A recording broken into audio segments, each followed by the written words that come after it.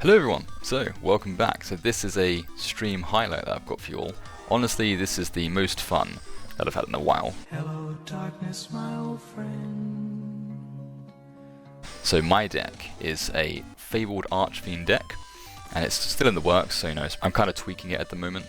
But we're against PK Fire, so it's more of a combo heavy PK Fire deck. So first of all, they've gone ahead and used Tour Guide from the Underworld, but I've stopped it with Forbidden Droplet.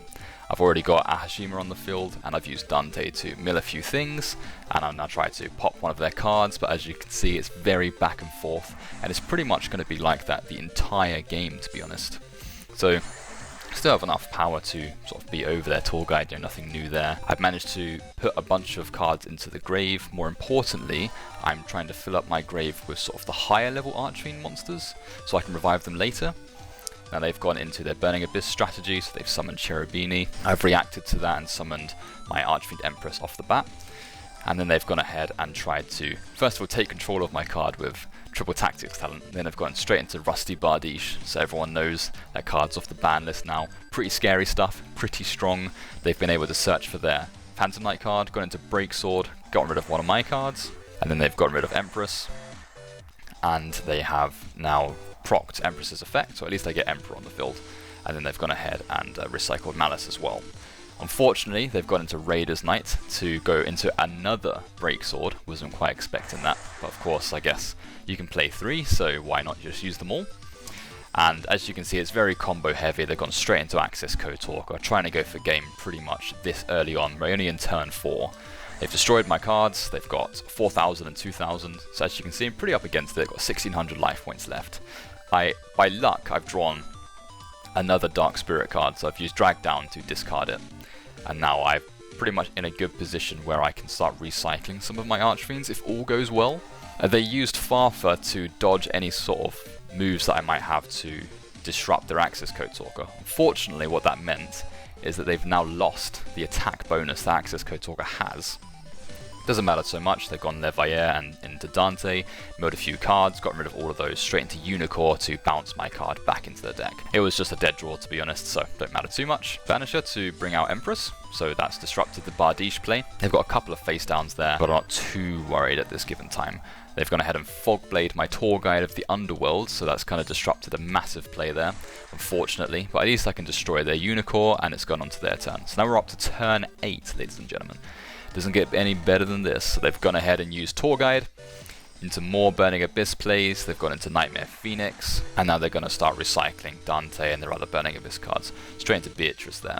They still can't destroy Empress, so they don't have that firepower just yet, but not bad. So I've used Foolish Burial. Remember, this is a Fabled Archfiend deck, so I've gotten rid of the tuner that uses a Plague Spreader zombie effect. I might use that a bit later, and they've used Beatrice to recycle some stuff, and they've gone ahead and summoned Phantom Knights with Silent Boots. I top-decked Stairway to the Fabled World, not the best top deck in the world. If we had a bit more Fabled cards in the hand, we probably could have used something. But for now, I've just destroyed one of their monsters. They Foolished a card, and then they're going to just pile through some of their plays a bit there. Now, I top-decked Falling Down. I didn't want to kill Silent Boots because I knew they would just go ahead and use its effect from the grave. So I took control of it. Paid the 800. I've only got 800 left, so I'm going to have to get rid of this before it accidentally destroys myself. As you can see, we're up to turn 15. This match has went on for a while. Now it's really neck and neck, 800 versus 450. And then they Fogbladed my Empress, so I couldn't win just then. Now I made the clutch decision here. Get rid of Empress, summon Union Carrier, recycle both of my Dark Spirits for next turn, and then just use this effect to kind of like get a bit of extra attack points there. So they use a card, I've used Malice, bring out Empress, so that's recycle effect, and now they're going to go desperately into some sort of Phantom Knight play, doing what they can. They searched Fogblade, go into Cherubini, using rank up magic to go straight into Requiem Dragon. They attack, unfortunately, I've got a good old banishment there, summon Emperor, destroying Requiem, and now we are left with Emperors on the field once again, so we're doing a good job of maintaining our field presence through the effects of the Dark Spirit cards and Empress. But unfortunately, even though they had Fogblade, I still had an extra card to attack for game. So that wraps up that replay, ladies and gentlemen. Just in case you wanted to see, so it's not really worthy of a deck profile just yet, but I thought it's probably a good idea just to show you the Fabled Archfiend deck that I used. So we've got, Archfiend Emperor and Empress, we've got Cavalry and Commander just in case we want to revive that way.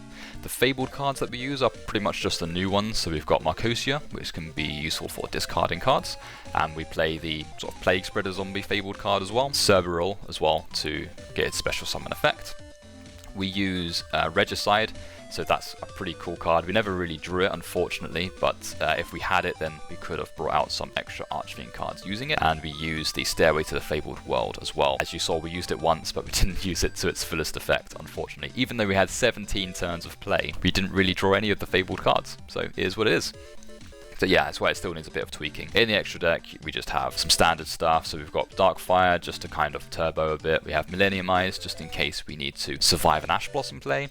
We've got a whole bunch of Fabled Synchros. We've got the new Infernity card here, which is OCG only for now. And we have Dante and Wee Witch, Union Carry, that sort of thing. So it doesn't really use the extra deck, to be honest. It's mainly recycling Emperor and Empress. As you saw, we did that quite effectively in that match. So that about wraps it up, ladies and gentlemen. If you're interested in more Archfiend related duels, reviews, combos, that sort of thing, then feel free to have a browse. And hit subscribe if you want to see more, and like the video if you enjoyed it. And until next time, ladies and gentlemen, I'll see you around.